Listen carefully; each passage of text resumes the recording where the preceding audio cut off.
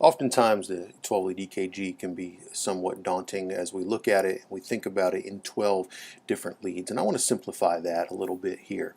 Instead of looking at it from a perspective of all 12 leads, let's look at it from perspective of the surface of the heart.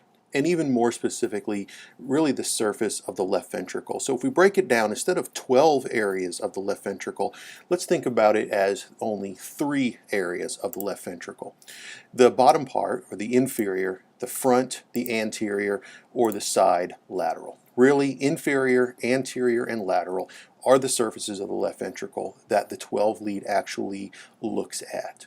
When we learn the 12 lead formally, we learn about vectors, we learn about bipolar leads, we learn that the Einthoven's triangle is made up of the right arm, and left leg lead. So we learn things like the vector of lead 1 reads from the right arm over to the left arm, and the vector of lead 2 and the vector of lead 3, and so on and so forth. And what this does is this, I think, discourages us. It makes us have to memorize things instead of truly understanding. So I want to have you look at it in a little bit different way than the vectors. Let's look at it as if our eyes were sitting on a lead looking back towards another area. What surface of the heart do our eyes come into contact? Now these first 3 we will have to memorize. The other ones will make complete sense. So as we look at these, we look at instead of the vector of lead 1 reading from the right arm over to the left arm, let's look at lead 1 as if it's our eyes sitting on the left shoulder looking back towards the right shoulder. As we look back across this area, our eyes come into contact with the lateral surface of the heart, or the left ventricle. Lead 1 is a lateral lead. Lead 2 is down here at the left leg looking back up towards the right shoulder.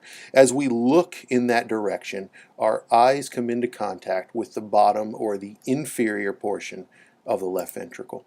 And then lead 3 looks back towards the left shoulder. And so lead 3 is looking up on the inferior portion of the heart. Lead 3 is an inferior lead. So lead 1 is a lateral, lead 2 is inferior, and lead 3 is an inferior lead.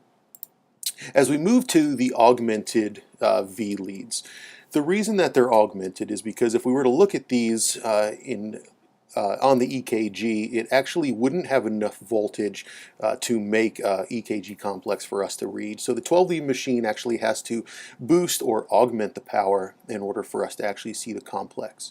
So we have, the first one we look at is augmented V lead foot. AVF. We're down here at the foot, and now we're just, instead of looking back to another lead, we're looking back directly at the center of the heart. So if we're down here at the foot and we're looking back towards the center of the heart, where do our eyes come into contact? In the inferior wall. AVF is an inferior lead. AVL, sitting over here on the left shoulder, looking back towards the center of the heart, our eyes come into contact again with the lateral surface. So AVL is a lateral lead. As we move around to augmented V lead right, or AVR, we're actually looking back at the left atria.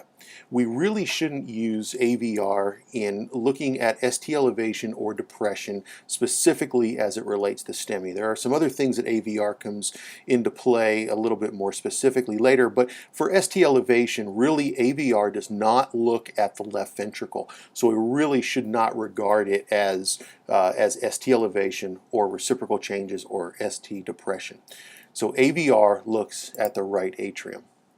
So part of the problem that we had in the past was that we could only see around the lateral and inferior surface of the heart until 12-lead machines came along and we could see the front or the anterior surface. So the first one we want to throw in there is a little bit of curveball is septal. But what I want you to see is that septal and anterior are almost the same thing, and we really shouldn't separate out septal and anterior. So as we move the leads around to the front, we have septal, anterior, and then of course back around to lateral.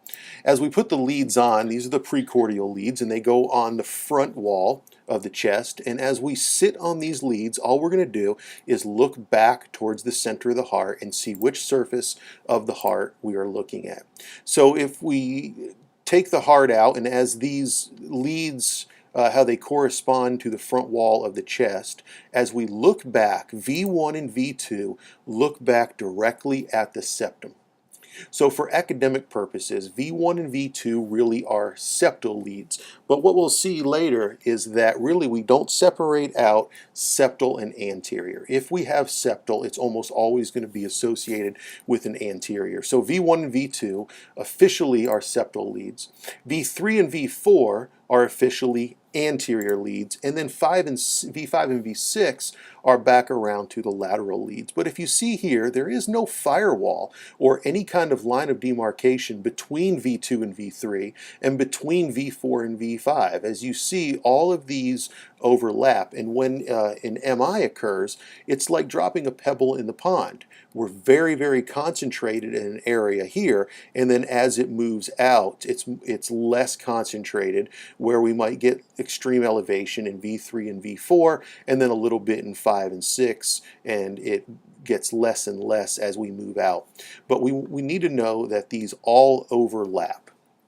If we do a cross section, we can see here the right ventricle and the left ventricle. So we have the septal wall, the anterior wall, and the lateral wall. And if we overlay our V leads, you can see how V1 and V2 look here at the septal. So V1 and V2 are septal leads. V3 and V4 looking at the anterior wall. And V5 and V6 has moved around to the lateral wall. So just imagine your eyes are sitting here looking back directly at the center of the heart. Which surface of the heart do our eyes come into contact with?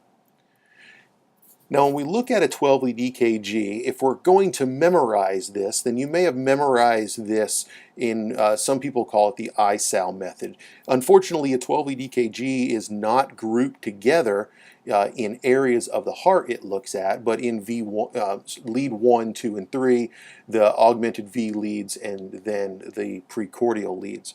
So we look at this and we say, okay, 2, 3, and AVF, we can memorize it. 2, 3, and AVF are inferior leads, but now it starts to get a little bit difficult, because we go here V3, V4 are anterior leads, and then 5 and 6, and we got to come way back around here to 1 and AVL, and then we of course throw in our septal leads. And this becomes an okay chart to memorize, but when we memorize it, we're really not understanding it. What we want to do when we look at a 12-lead EKG is we want to identify first if there's any ST elevation. So the first thing you do is you look at a lead here that has ST elevation, for instance here in lead 2. So the definition of a STEMI is more than 2 millimeters of ST elevation in 2 or more contiguous leads or corresponding leads. And each one of these little boxes is 1 millimeter. So if we have the ST elevation here greater than 2 boxes, or 2 boxes and more, then it is by definition ST elevation. Now, to further prove it, we have to say that this is lead 2. So lead 2, we have to know what lead 2 looks at. Of course, it looks at the inferior wall of the left ventricle. So we now have to know what are the other 2 areas that look at the inferior wall, and it is lead 3 and AVF. So we have elevation in 2, 3, and AVF. Furthermore, we want to look for reciprocal changes. And we don't have to be so concerned about which leads are reciprocals of which leads. We just really need to look for ST depression anywhere other than AVR. So we have it here in 1 and AVL. So we do have an inferior STEMI. And as we see, lead 2 looks at the inferior wall, lead 3 at the inferior wall, and AVF at the inferior wall. As we look at another EKG, we see here that there is ST elevation here greater than 1 millimeter. V3. V3 looks at the anterior wall, so we need to have at least the other anterior lead, which is V4. And of course, we do have ST elevation there in V2, V3, and V4. As we look at another one, we see here a little bit of ST elevation, but we don't have it in V1. So we move her along here to V3. We definitely have it here. So the contiguous lead of V3, or the anterior lead, is V4. But something also we notice, remember, like dropping that pebble in the pond, it's concentrated here on the anterior wall, but we also need to look out here at the lateral wall. So we have elevation in V3, V4, V5, and V6. By definition here, we have an anterolateral STEMI.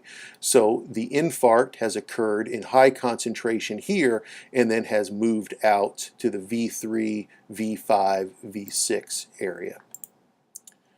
So to recap, lead 1 looks at the lateral wall. Lead 2 looks at the inferior wall. Lead 3 looks at the inferior wall. AVF, inferior. AVL, lateral. AVR, of course, looks at the right atrium. V1 looks at the septal wall. V2, the septal wall. V3, anterior. V4, anterior. V5, lateral. And V6, lateral.